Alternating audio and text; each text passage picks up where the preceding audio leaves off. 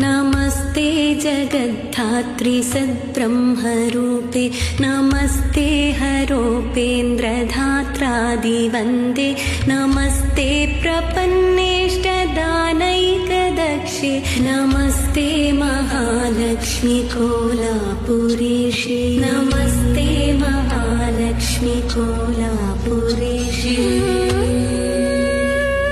विधिः कृत्तिवासा हरिर्विश्वमेतत् सृजत्यत्ति पातीति यत्तः प्रसिद्धं कृपालोकनादेवते शक्तिरूपे नमस्ते महालक्ष्मी कोलापुरेशे